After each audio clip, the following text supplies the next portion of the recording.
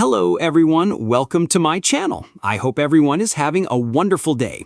It's unacceptable this morning, Ben Shephard. Shocking update drops just a few minutes ago. Broken our hearts, this news must see.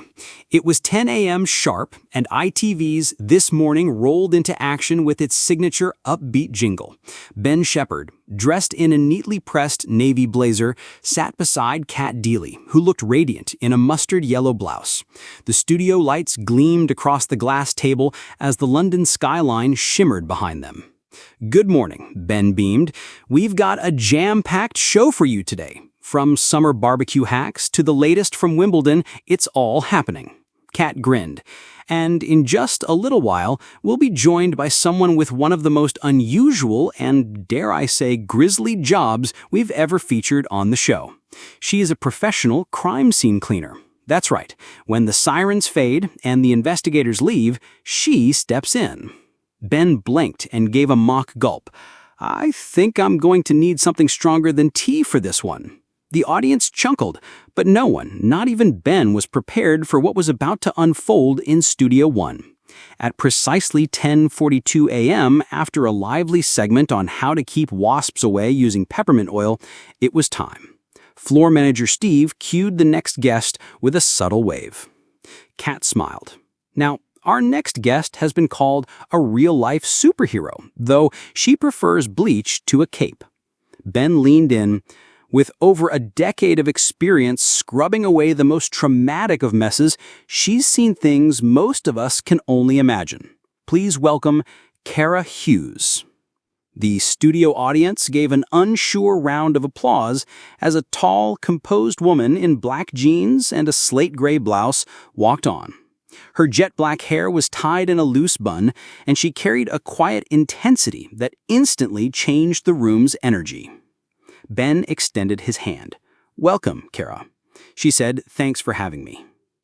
Calmly, eyes scanning the set like she was assessing a new scene. As Kara settled onto the couch, Kat opened the conversation gently. "Kara, I think we all have a vague idea of what a crime scene cleaner does, but what does your job actually entail?" Kara gave a small laugh. "Well, I come in after trauma, murders, suicides, unattended deaths. We're the ones who restore order when chaos has left its mark.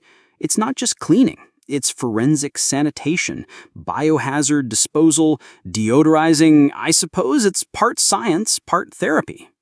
Ben raised his eyebrows. "So it's really what we see in the movies?" Kara shrugged. "The movies often glamorize it, but I'll be honest, sometimes it's a bit much." Kat leaned in. "Can you elaborate?" Kara gave a pause, then said, "There was one time I cleaned up after a man who had been dead for nearly 3 weeks. The neighbors only noticed because maggots were falling through the ceiling below. That was the smell I'll never forget." Ben's face blanched.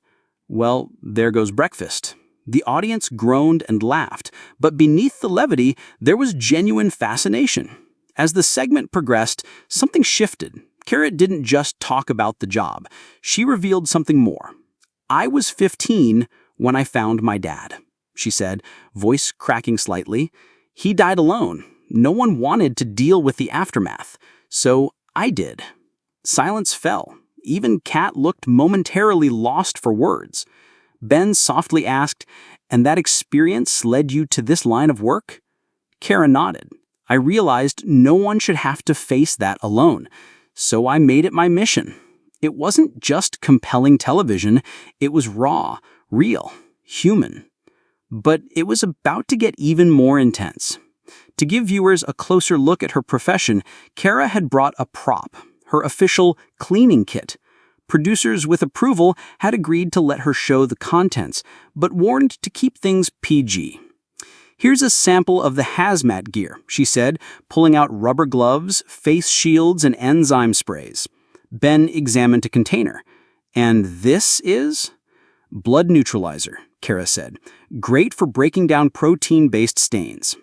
Ben turned to the camera. "You heard it here, folks. If you spill your bolognese, try crime scene cleaner spray." Everyone laughed. Then Kara pulled out a sealed evidence bag. "What's that?" Kat asked, eyes wide. Kara said, "A pair of shoes. From my first job, never worn them again, but I kept them to remind myself why I do this." Ben reached out instinctively, but Kara stopped him. "Trust me, you don't want to open that." There was a sudden, uncomfortable energy in the studio. A producer coughed from the control room. Ben put the bag down. "Well, that's something." As the interview wrapped, the phone-in segment began. Viewers were asked to call or text in with questions. The lines lit up. "Let's take our first call," Kat said. "We've got Miriam from Sussex on the line." "Hi, Kara. My brother took his life last year. I had to clean the flat before I sold it. I didn't know services like yours existed." Kara visibly softened. "I'm so sorry, Miriam. That's something no one should endure alone." Ben cleared his throat. "Is that common, Kara? People not knowing they can get help?" "Far too common," Kara replied. "Especially for women. We're expected to clean, cope, move on. But this isn't laundry, it's trauma." The phone-in continued, each call more heartbreaking than the last. Viewers were glued to the screen. Twitter exploded with praise. "Never thought I'd cry during a cleaning segment. Kara is incredible. #ThisMorning." Ben Shephard holding it together while learning about maggots and trauma cleanup. Give that man an award this morning. While the show rolled on, chaos brewed in the gallery. Executive producer Mandy was pacing. This was supposed to be a curiosity segment.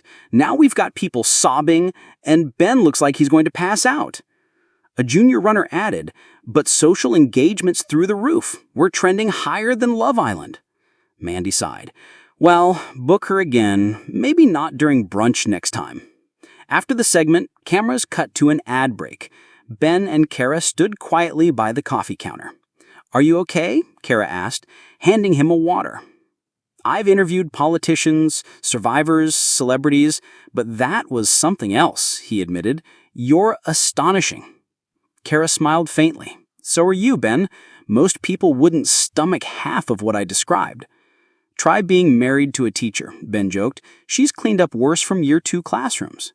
Kara laughed, truly laughed for the first time all morning. By lunchtime, the emails flooded ITV's inbox. Viewers wanted to know more about crime scene cleanup services. Kara's small independent company in Nottingham was suddenly overwhelmed with calls and media requests. By 3 p.m., a BBC radio producer had offered her a documentary deal. By 6 p.m., this morning's YouTube clip of the segment had over 800,000 views.